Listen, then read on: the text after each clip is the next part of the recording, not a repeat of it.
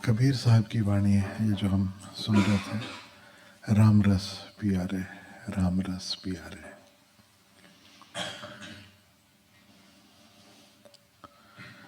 ऐसे देखो तो जगत में दो ही रस है पीने लायक। एक है आम रस, है ना, मीठा मधुर प्यारा, और दूसरा है राम रस। तो कबीर साहब कह रहे हैं कि राम रस ऐसा रस है कि जिसे पीने के बाद बाकी सब रस विदा हो जाते हैं। यानी धीरे धीरे उस रस में इतना रस आने लगता है कि बाकी सारे खेल जो है वो उसके सामने फीके पड़ने शुरू हो जाते हैं। जिसके भी पीछे हम दौड़ रहे हैं, जहाँ भी हम दौड़ रहे हैं, जो भी पाने की चाह है, वो धीरे धीरे सब शांत होना शुरू हो जाता है। क्यों? क्योंकि असली रस जो अपने भीतर है वह मिल गया। उसके संबंध में कबीर साहब इशारा कर रहे हैं, राम रस पिया रे, जेह रस बिसर गए रस और, जिसके साथ फिर बाकी रस फीके पड़ने लगे। इसमें इतना आनंद आने लगा। धीरे धीरे आप पाओगे इंस्टाग्राम में वो रस नहीं जो आंख बंद करके जो भीतर रस आ रहा है, वो टीवी देखने में वो रस नहीं जो इसमें आ रहा है, गपशप में फिजूल की बड़बड़ बड़बड़ इधर की उधर की, उसमें वो रस नहीं जितना इसमें रस आ रहा है। बाकी आजू बाजू बैठ के कर रहे होंगे, लेकिन बीच बीच में आपकी धुन की लगेगा बस अपने में हो रहे हैं। रे मन तेरो कोई नहीं, बड़ी प्यारी बात करें। मैं पूरा उनकी जो वाणी है मैं आपको थोड़ा सुनाना चाहता हूँ, समझ लो, फिर उस शब्द को सुनेंगे हम लोग। रे मन तेरो कोई नहीं, खींच ले जिन भार।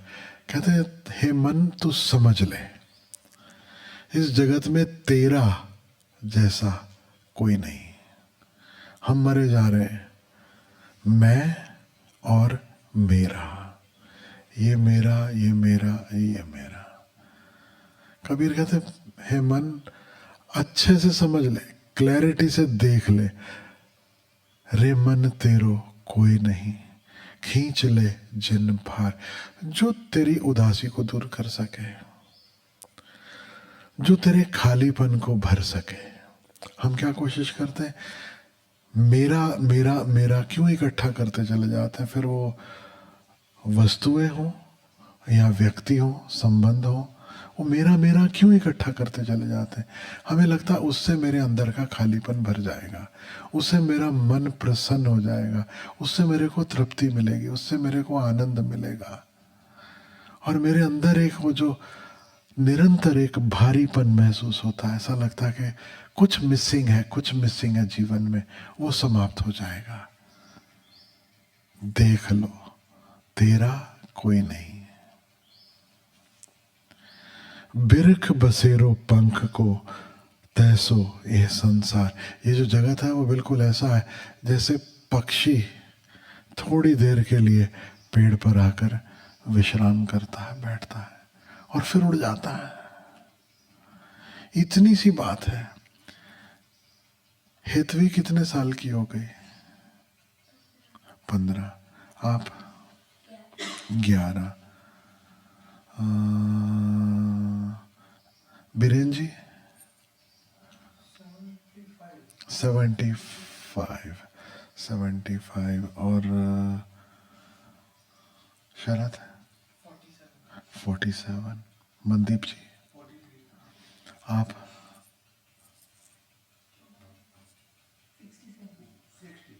60। पक्का नहीं है।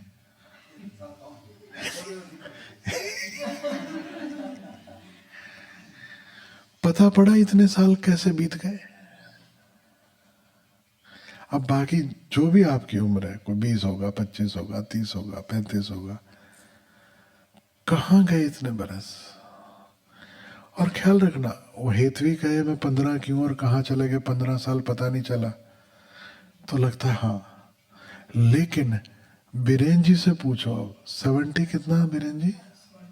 75, ऐसा लगता है जैसे यूं निकल गए। बिरख बसेरो पंख। जब हम अभी यंग हैं हमें लगता है कि 80, 75 ये सब बहुत दूर है।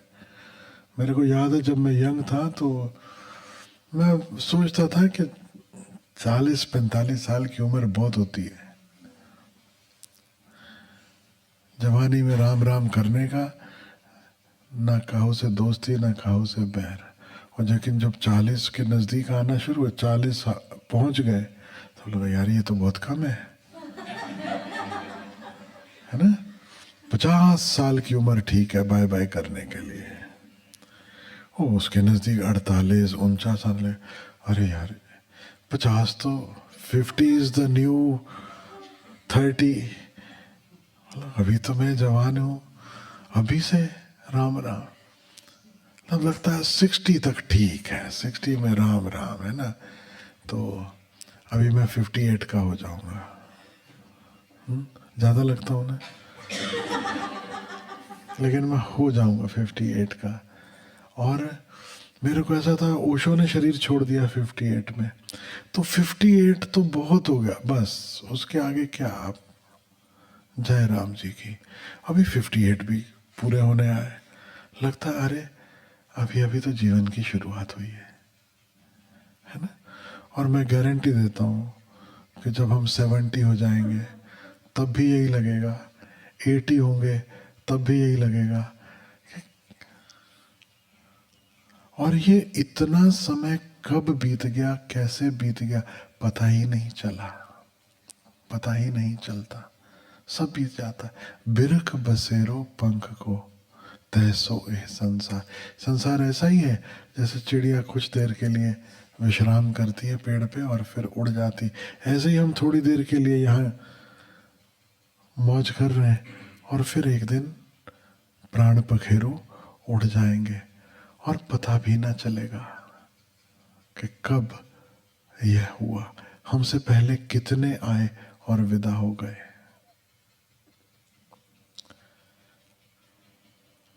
और मुए क्या रोइए।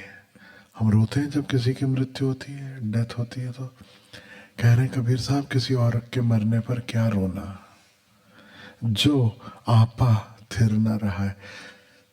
यदि यह एहसास हो जाए कि मैं भी नहीं टिकने वाला, मैं यानी मैंना, ये जो तादाद में है शरीर के साथ, जिसे मैंने अपना होना समझ लिया है, ये सब एक दिन विदा हो जाने वाला है।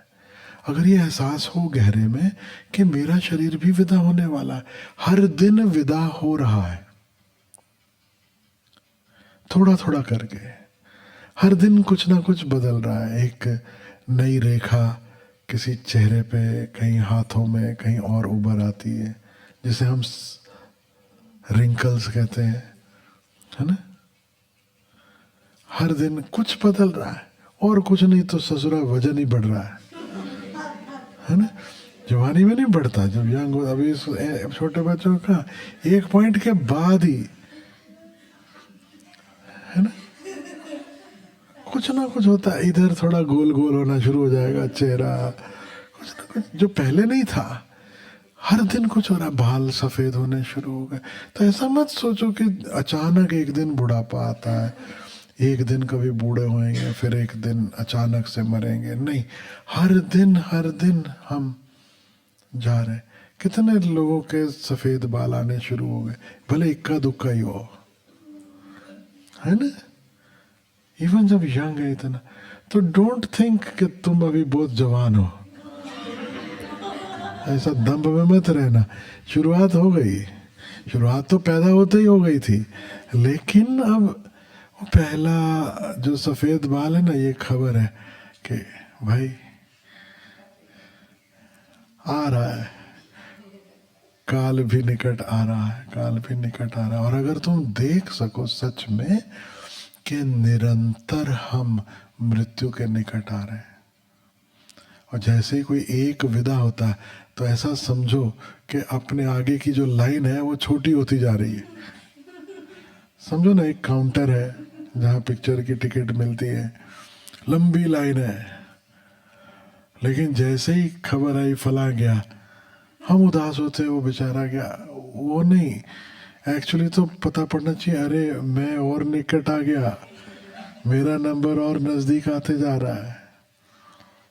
और मुँहे क्या रोइए जो आपा थे न रहा। इसे हम हंस रहे हैं जरूर, क्योंकि ओशो के शिष्य हैं, मृत्यु को भी हम स्वागत करते हैं, लेकिन इसे खूब गहरे से देख लेना है कि yes, death is happening every day. निरंतर मृत्यु और निकट आ रही, और यह शरीर जिसे मैंने मेरा होना समझ रखा है, यह नहीं बचेगा। और जो जो मैंने मेरा समझा है वह तो रहेगा, लेकिन मेरा नहीं रहेगा। जैसे आप कहते हो मेरा मकान, मेरी दुकान, वो किसी और का होगा, कोई और वहां पे मजे कर रहे होंगे। आप हैप्पी बर्थडे का केक काटते हो ना आज, मेरे बर्थडे, उस दिन बाद थोड़े टाइम रुको, वहां किसी और के केक कट रहे होंगे, और आपको कोई याद भी नहीं करेगा कि इसके पहले ये भी कोई था, है ना।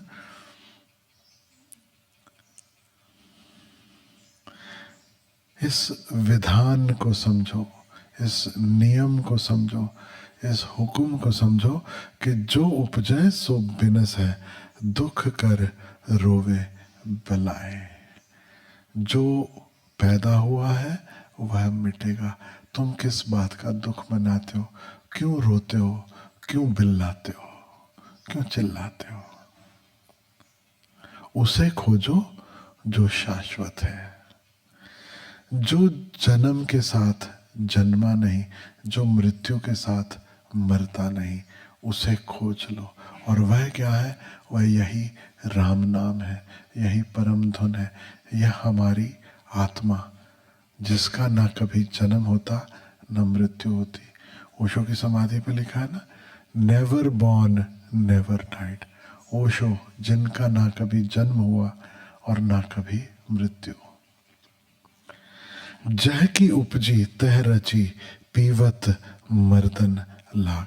कहते जिसने यह सृष्टि रची है, उसी ने इसका यह विधान भी रचा है, उसी ने इसका यह उपाय भी किया है, उसी ने यह नियम दिया, उसी का यह हुक्म है।